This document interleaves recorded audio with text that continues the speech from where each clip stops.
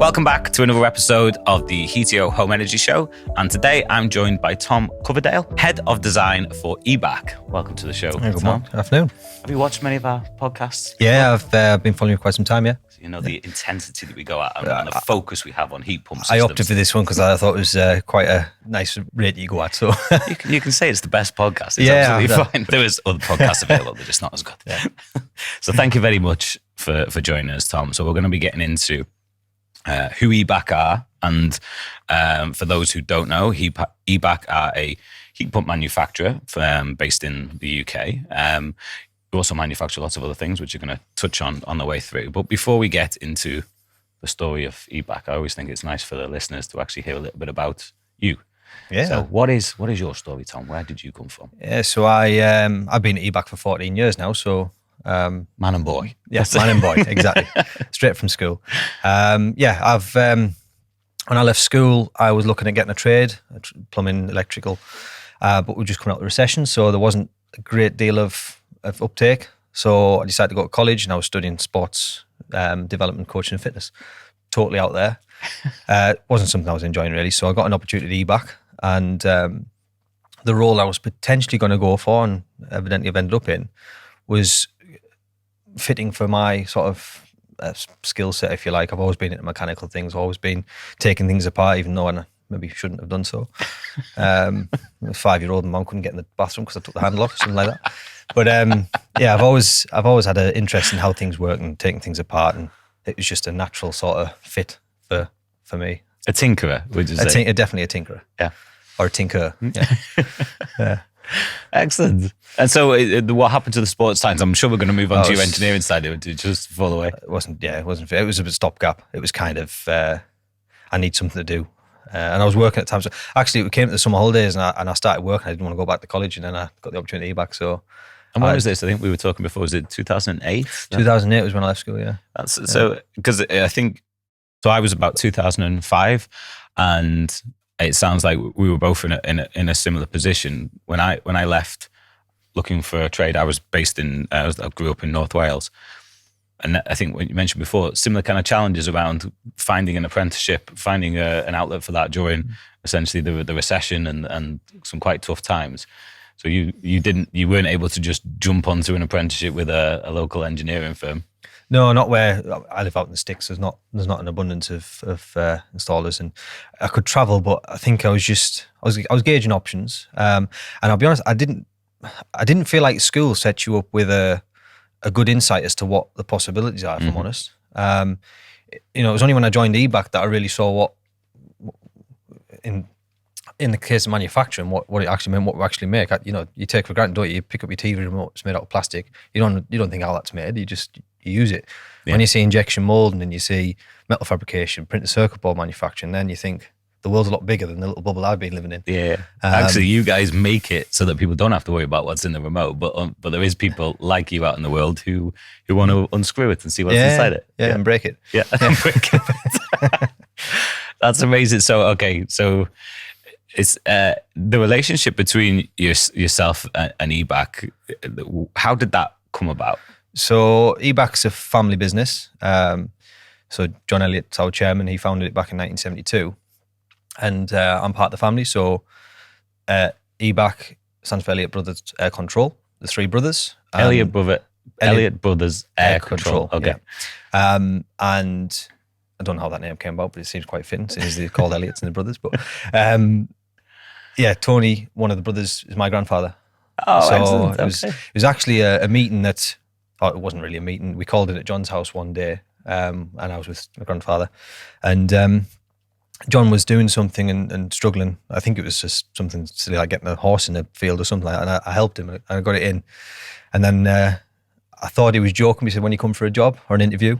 And I just kind of thought, pass it off. And then he suggested again. So I thought, let's give it a go. Went and joined Ebac and never looked back. So yeah. I don't know. I've never met this guy, and I only heard briefly from what you've talked about with him. But I can imagine that, was it being said in a kind of thick northeast accent, or was it when amongst family? Yes, we have our own We talk really fast and we mumble, and it's a northeast twang, as it were. But what a great way to start it. I mean, it's just we're going to touch a little bit on the kind of the British manufacturing side of it, but I think what better story from a British manufacturer that actually it's a family developed business. The brothers started out. But heat pump seems like a fairly big kind of, very specific industry. So what's that story then? You say it was John, your grandfather and the brothers. Where did that story start? It was actually dehumidifiers where we started. So John was at a bar. I could do a Tommy Cooper joke there, but he was at a bar and he was in discussions with someone who was importing dehumidifiers from the US, and I'm not sure whether they weren't quite fit for the UK climate or whether the fact he had to import them was a problem, but John saw an opportunity. They had a discussion. He drew a design on the back of a cigarette packet, took it away, did a prototype, built that in a chicken shed, which was my grandfather's at the time, and the three brothers. Sorry, why a chicken shed? Because it was an open space that they could build it in. So no, sorry. My question is why specifically a chicken shed? Because that's where Tony was selling eggs at the time and reared chickens. So the farm, which is in the village where John and Tony and Colin grew up, that's where the farm was sited, and that's where they started doing the fabrication. That makes sense. So they called in isolation, just for the record, the fact that you built it in a chicken shed without the backstory to a chicken shed. So, yes, sorry. Yes, I can appreciate why that was. But it was the fact that, especially city living, people are going to go, why yes, you got to remember, from country. Yes. Cities. So, so the chicken shed was existing, i.e. there was already eggs being sold and reared. Wow, okay. We saw a bigger opportunity in dehumidifiers than chickens. Chickens got kicked out. I mean, it's a pivot for any business. That is a pivot, but I like it. Okay, so chicken shed, chickens moved out of the way. Let's start building some dehumidifiers. Yeah, makes complete sense. But okay, it's a story. It's a story. So we built a prototype and supplied it.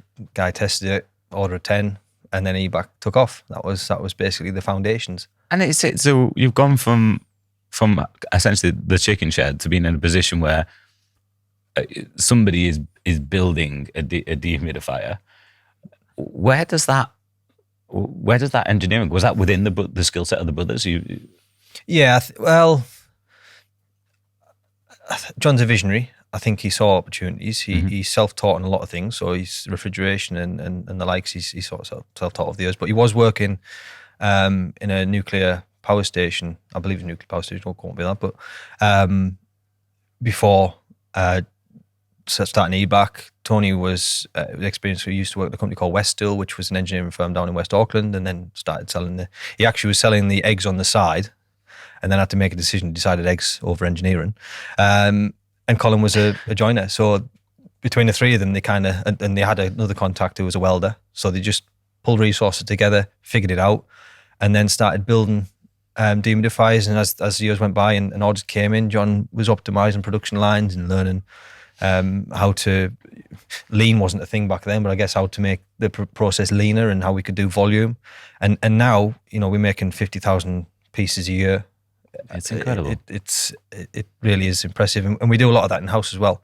So, we've gone from metal fabrication, quite low volume, way back, to doing full injection moldings now. We do printed circuit board manufacturing design. We develop the software internally.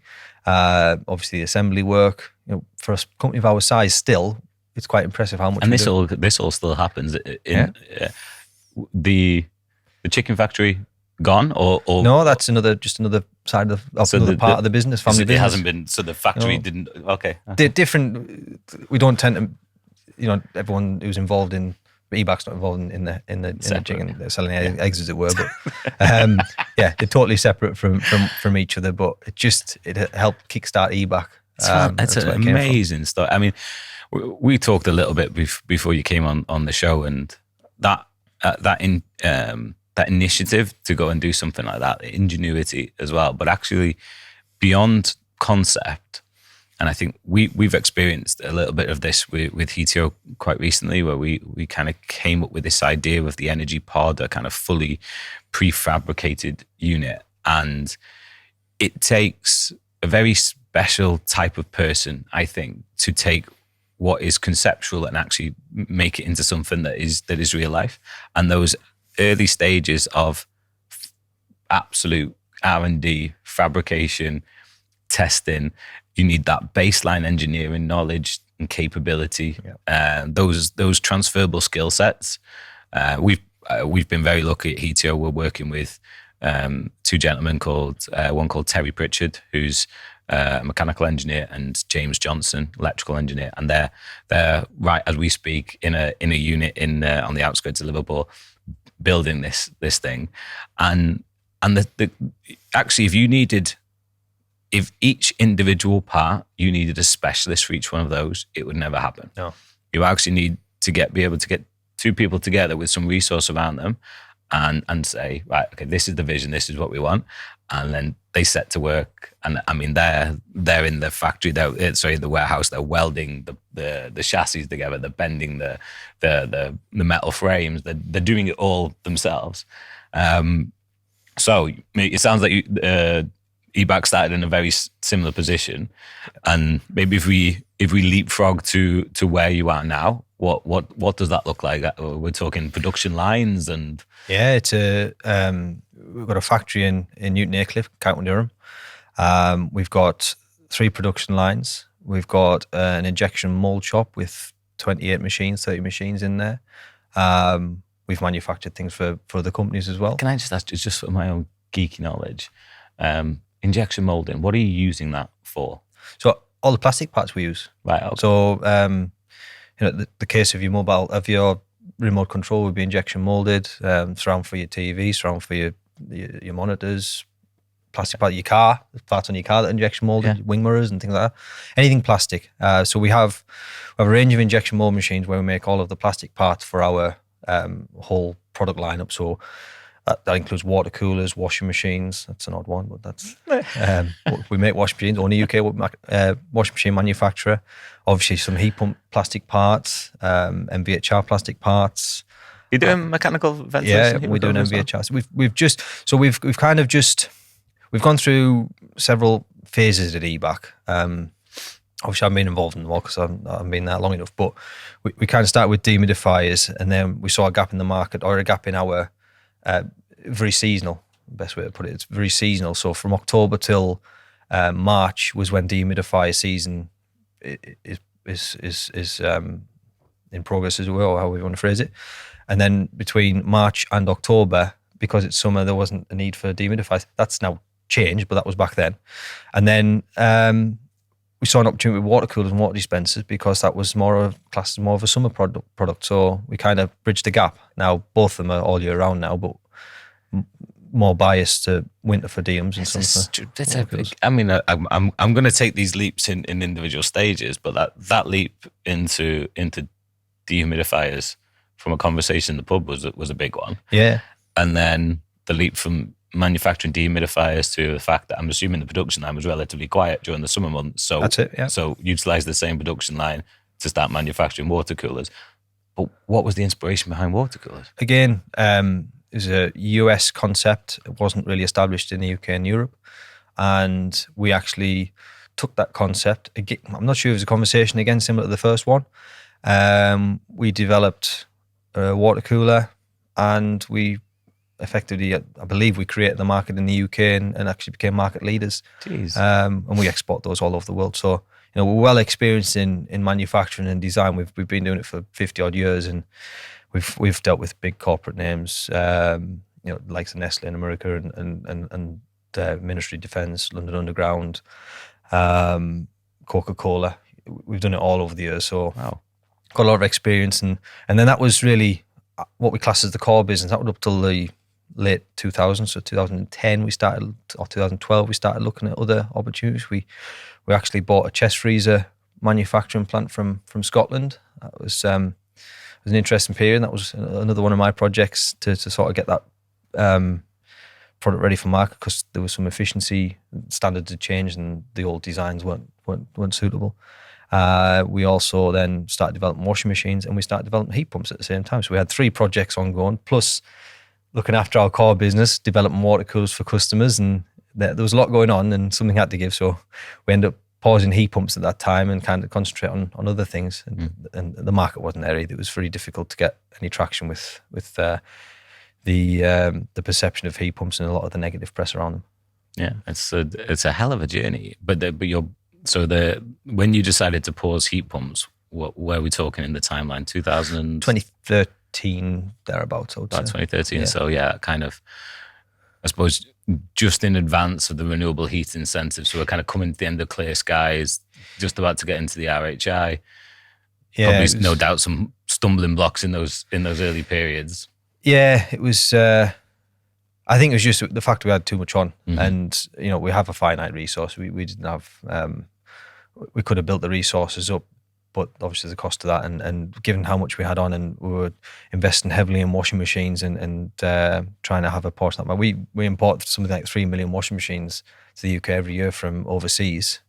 So our thinking was we can bring British manufacturing back in a white goods sector and have a small portion of that market and actually make something of it and build it up from there. It's a very competitive market, but equally, there's no other UK manufacturer. We've got a USP that no one else can compete with. I was going to say, you've done, to be competing in the white goods market and establishing yourselves as a British manufacturer, and I do think there's an affinity towards that in UK customers, because I think everything from maybe some of the scare stories around Huawei and if we start putting that technology into our homes, and I know Huawei do battery storage systems now, and we've had people fundamentally say they wouldn't have it, whether that's scaremongering or otherwise, but they've said they weren't interested in it. But actually establishing that British manufacturing base, and I know there's been some government support for that quite recently. There was a heat pump manufacturing grant that was going around as well. But I suppose in terms of kind of UK heat pump manufacturers, how many are we actually looking at? I think there's only the 2, isn't there? Valent and Mitsubishi. Valent manufacturing out of Belfast. I think so. Yeah. And obviously you got Kenzer and the likes as well, and Grant. Yeah. But yeah, I'm not familiar with what they do and don't do in house. I'm not. I couldn't comment on what they do and don't. All I can say is what we do is as much as we possibly can from start to finish. The metal work and plastic material manufacturing. Obviously, we can't make things like compressors and lights because we just couldn't compete. There's no way you could take on building compressor and trying to be more cost effective than Mitsubishi Siam or Panasonic or. Yeah. But we do as much as we practically can, and hopefully as we grow, we'll bring more in house. That's been a strong sort of core value for Ebac, and it's given us a lot of flexibility over the years, and it allows us to compete where others can't. If during COVID and during when the war kicked off in Ukraine, there were limited supplies, and if we didn't have the resources to be able to change and adapt, and we had to buy things in essentially white labels, we wouldn't be able to compete because we'd be relying on the container around the Suez Canal. Yeah. We've had a lot of issues over the last few years that have impacted everybody, but we've managed to sort of be flexible and overcome those. Do you think that's down to the product range? The fact that you've got those other? I think it's just the way we operate. We're flexible. If someone has a need for something within reason, we haven't got magic wands, but if a customer rings up and they've got a particular challenge or they haven't forecasted for something, more often than not, we can kind of turn on the process line and get it done. That's incredible, though. But that's how businesses survive. Unless you become these huge conglomerates, which end up in a position where they can't be anywhere as nimble. And I suppose one of the things you lose by doing that as well is you lose the personal touch. Yeah. I would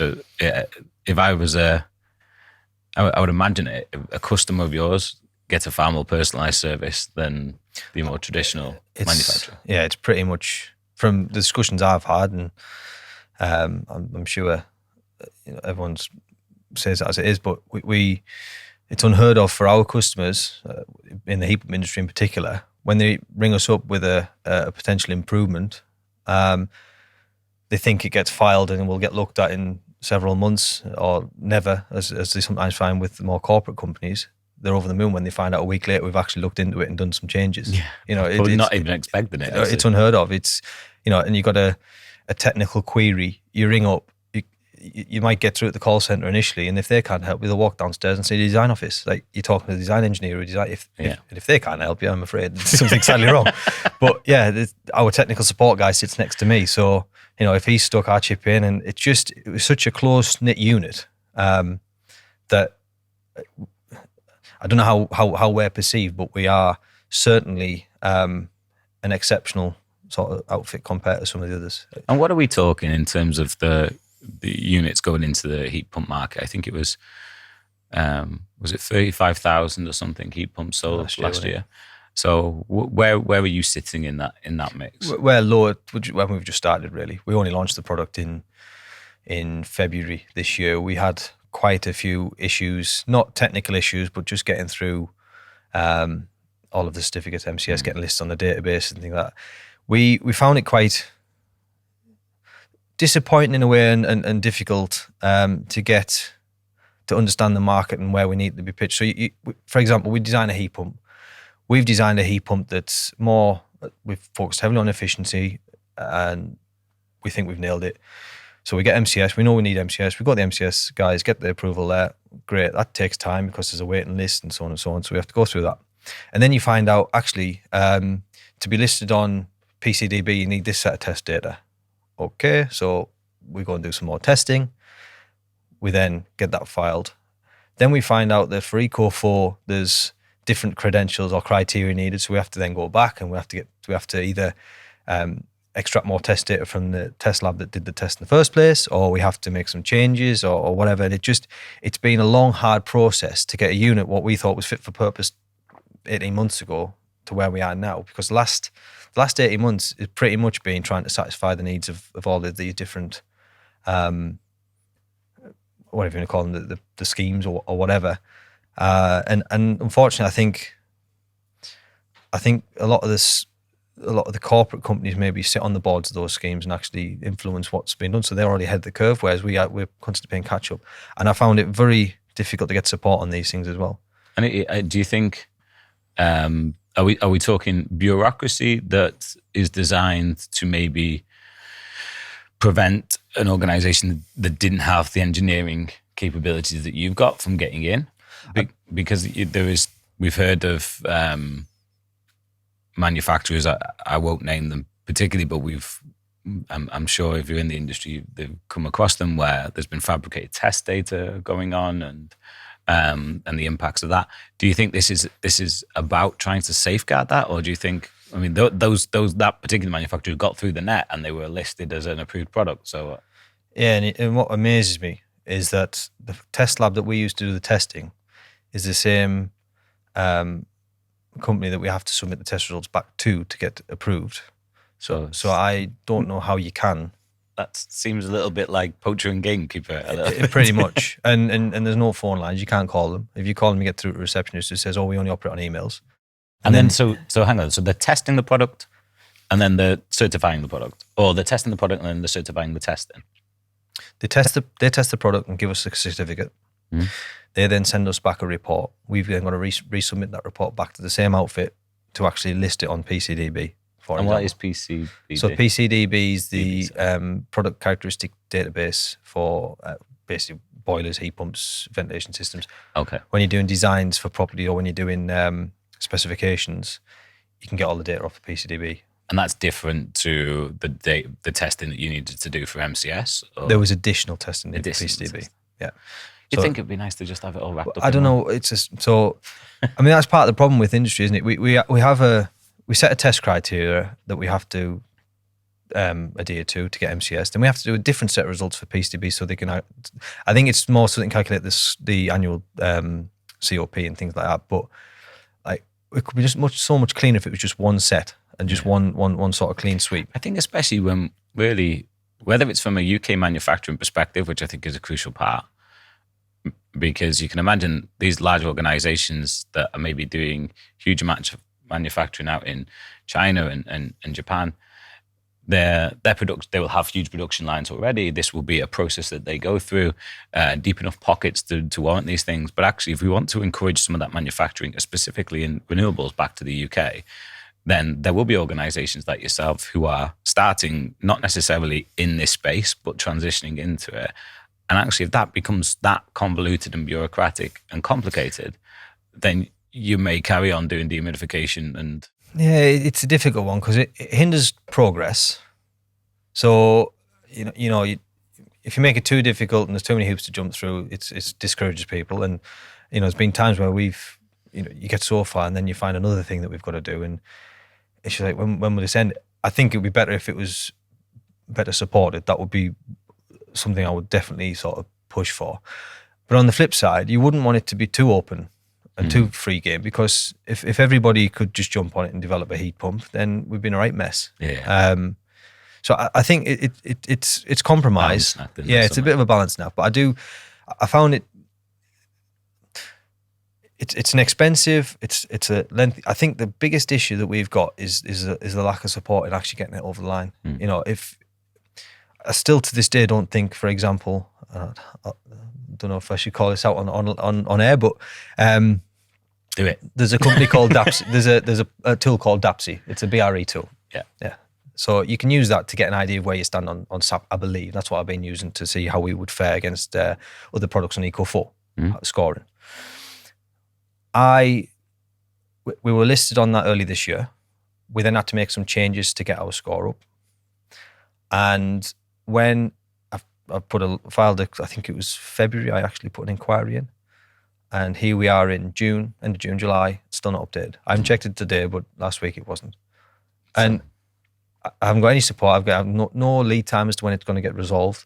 And I've got customers who basically want a little bit of ammunition to go to. So if I've got an installer who's installing Samsung, LG, whatever, they hear about Ebac and they love everything it stands for, but at the end of the day, Eco4 is all about money. So they need to know where we stand against those products in terms of funding. And unless we actually get them to do a job, which is time consuming for them, and we've got to sort of persuade them to do that, we can't sell it.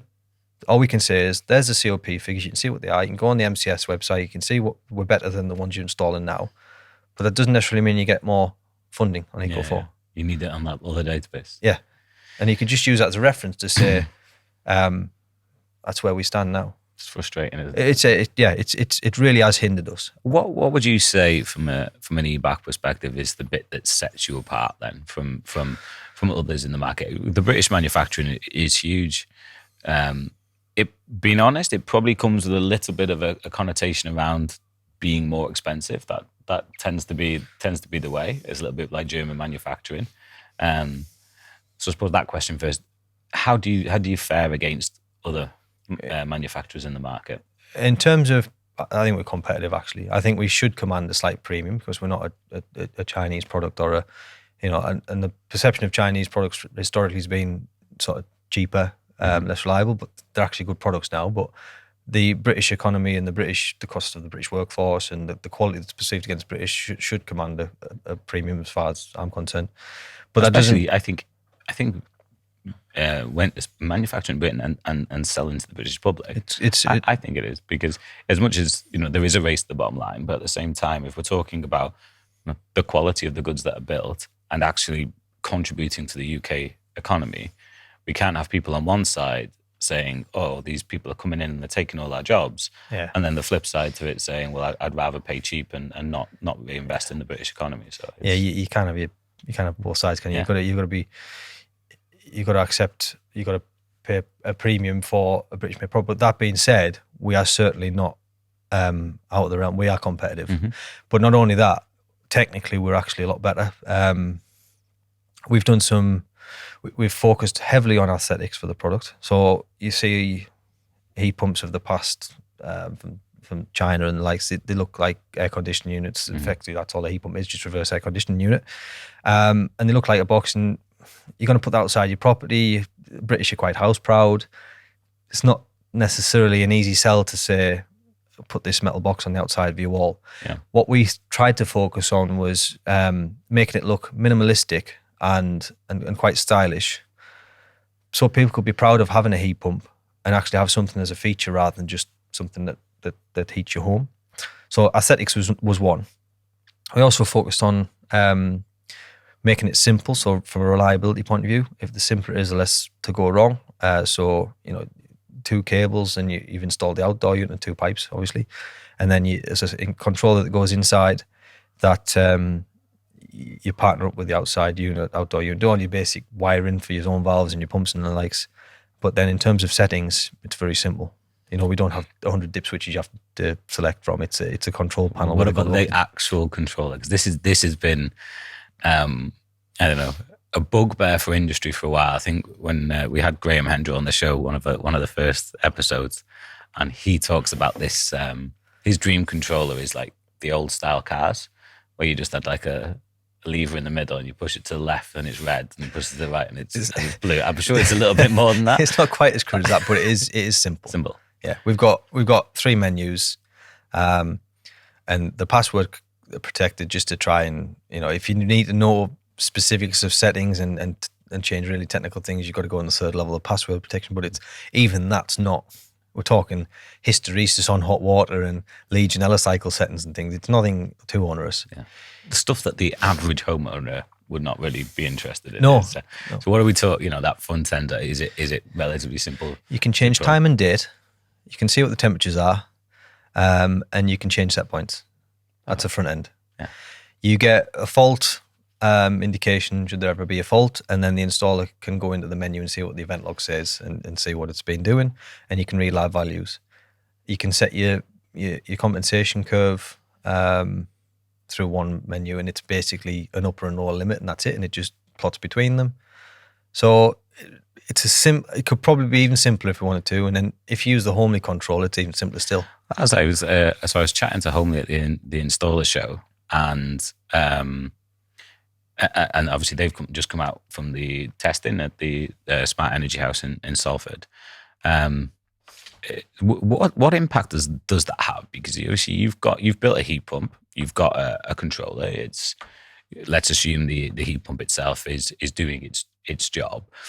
What benefits does the Homely smart thermostat for heat pumps bring to a heat pump like yours? I think, unlike traditional thermostats that just basically tell the heat pump to turn on and off and it does its own controller, the fact that the Homely can actually talk to the heat pump and tell it what float temperature it needs based on the learnings that it's developed in the algorithm from the property means that the heat pump's always running at its optimum output. So Homely monitors how things like solar gains affect the property, how well it heats up when there's a call when there's demand for heat. And it also actually talks to the smart tariff. So it can take all that information and figure out the best times to run your heat pump and the best flow temperature to run the heat pump at, which means that you're never overheating. You're not switching on and off and losing startup and shut down inefficiencies. So it's really maximising that heat pump's efficiency in a way that, well, I suppose one of my questions is why don't the manufacturers build that in as standard into their technology?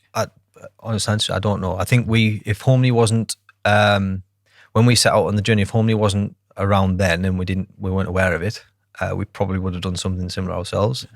I think what Homely have done is quite clever. Yeah. So I don't know how close we would have got and whether we'd have been as good. I think when you, I worked very closely with Homely and Carolis, who is the brainchild of Homely, and I think they've taken the most incredible part of Homely is they've taken Carolis's incredible brain and they've managed to put it into a computer. Yes, that's why I don't think we could. You can't replicate it. No, it'd be difficult, and there's obviously a lot of investment in there, and there's a certain skill set needed. And the fact that they had it and Homely seemed quite a good, similar in some ways to Ebac, but they seemed quite a good outfit to work with. We just hit off on a relationship straight away. We met the Homely guys. I can't remember how we came about now. I think we were introduced to each other and we had a conversation. It just took off from there.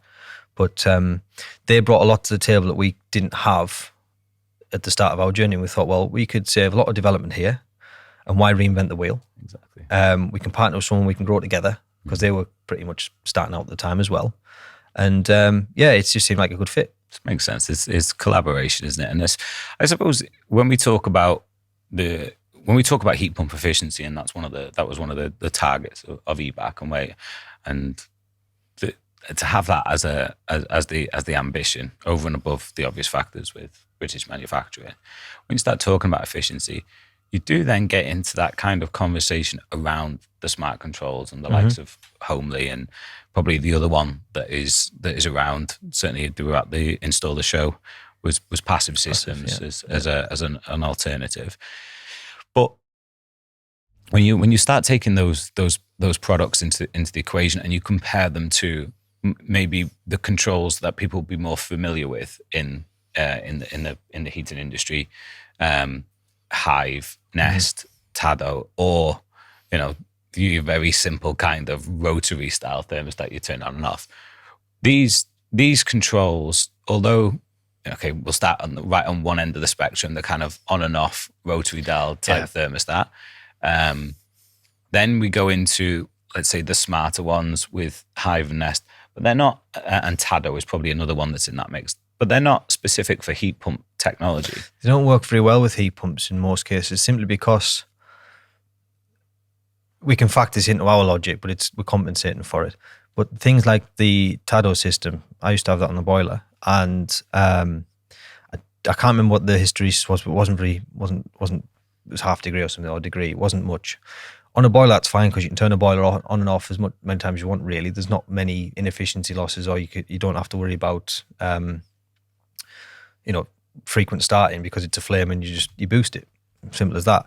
A heat pump doesn't work like that. It has to go through a startup cycle. It has to build up momentum, as it were, and stabilize, and then you get your maximum efficiency. If you turn that on and off every 20 minutes, then you're losing efficiency. So, but this is a really important conversation, and actually, I say when I was working with Carolis, I actually remember having this conversation with him, because there's the smarts, there's the learning, and then there's a drive ultimately for optimum performance within heat pump systems, which is absolutely right, and I back it 100%.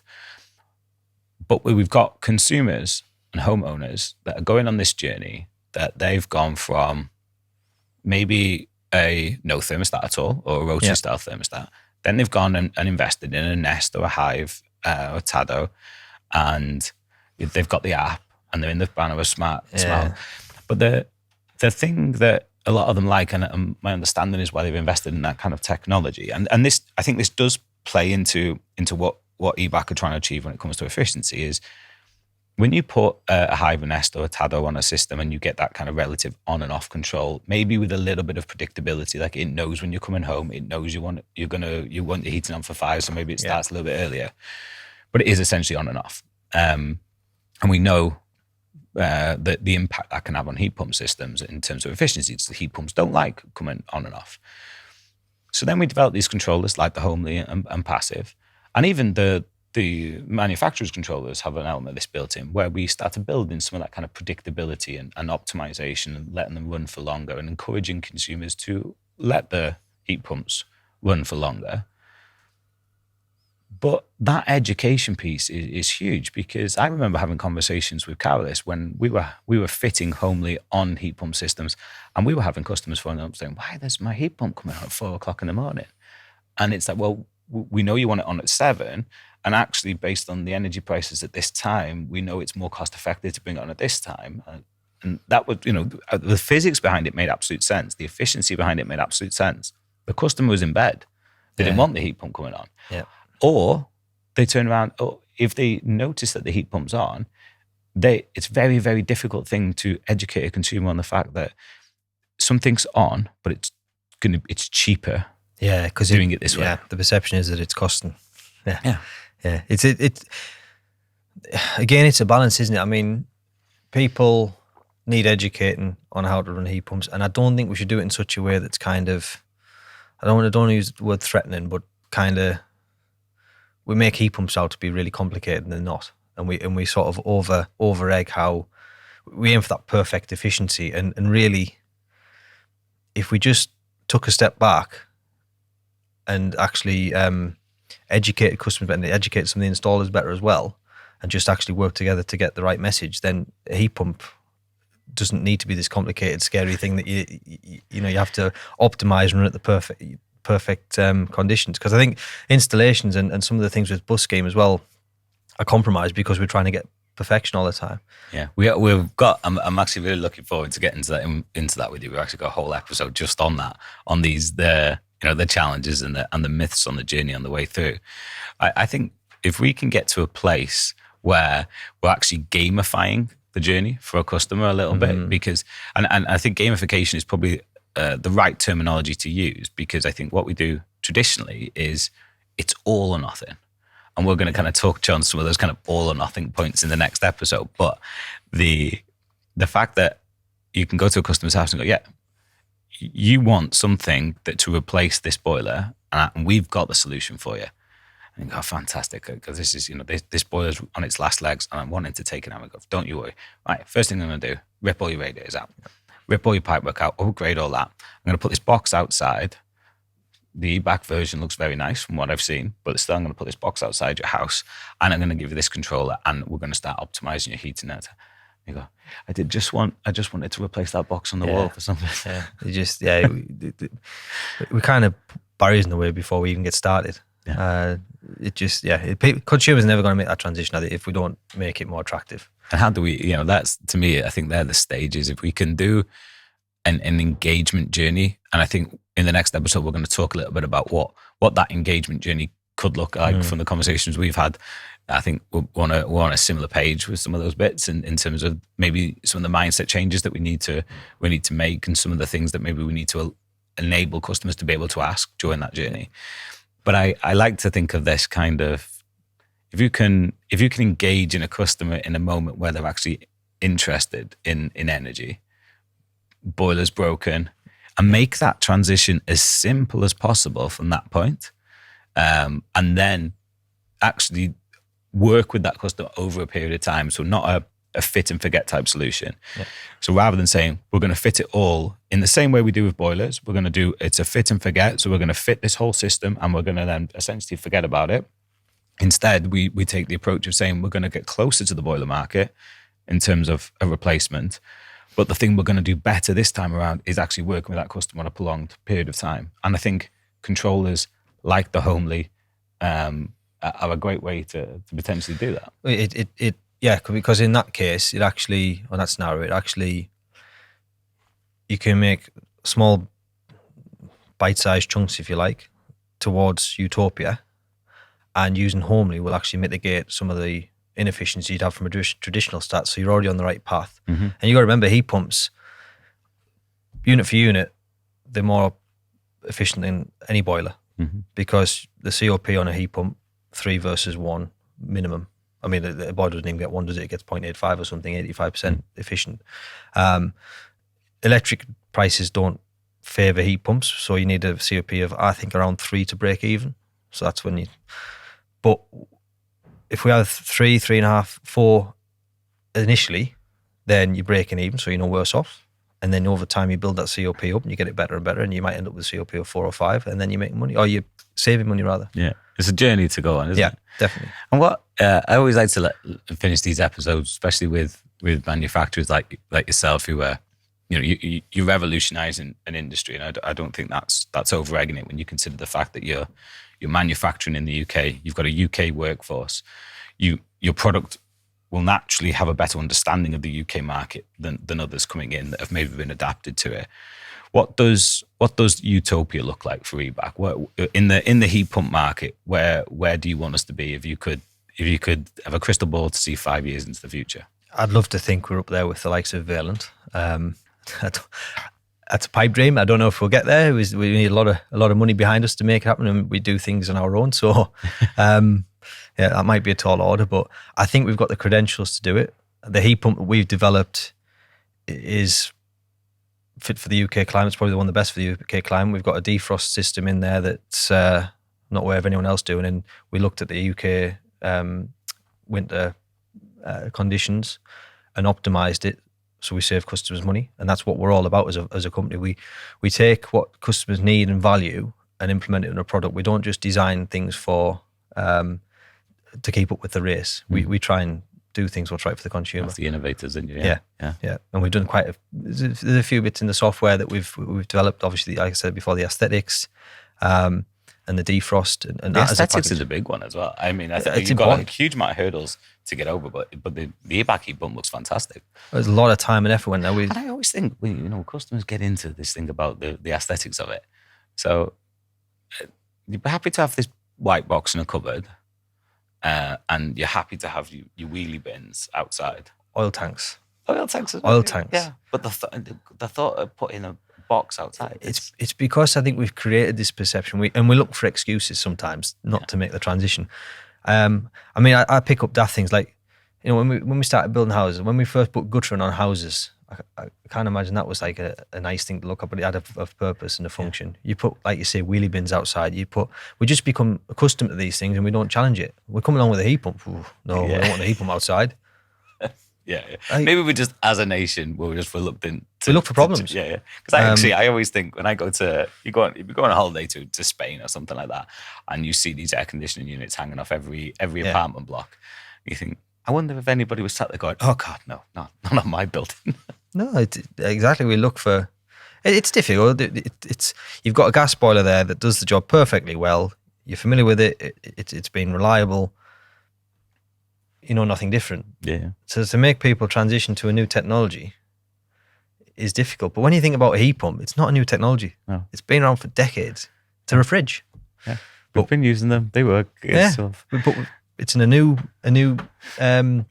arena, if you like, or a new environment, new chassis. And now we think it's something brand new and we should be scared of it. That's not the case at all. I think it's going to, like I said, the ambition, what you've achieved so far from an engineering perspective alone is incredibly impressive. The tenacity to get through that accreditation process, that shows a big commitment to the it's testing renewables market. I had a newborn in October as well, which was right in the middle of it all. So that really tested my patience. And now, and beyond all that, the heat pump market in itself, it's not like once you've jumped through those hurdles, it's forever changing. Yeah. The climate's changing. Like, I don't mean the climate is in the world, but the climate in terms of the industry, it's forever changing. There's forever new schemes being discussed, or political movements that affect things, or there's not enough stability. Well, I get a feeling. Whenever we do these shows and we ask about that kind of 5-year ambition, I always kind of look to the person and think, I hope I'm still doing this show in 5 years' time, hopefully with more viewers by that point as well. More people interested in the technology, more people interested in ways in which we can save money on our energy.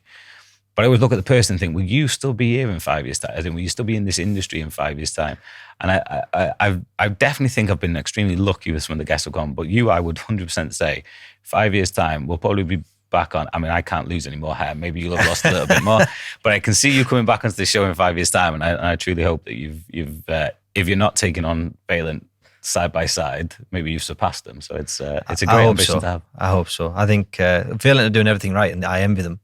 And there's some new brands coming up. Era, I think they've got it nailed, but they just set the bar. We've just got to try and compete. Okay. And I think we've got to take a stance whether we're in it or we're not. We can't. We want to make some real headway and get into it properly, and we need to, putting all cards on the table. I'm confident in the product. We've developed it. I've lived with it. My house is the Ebac house.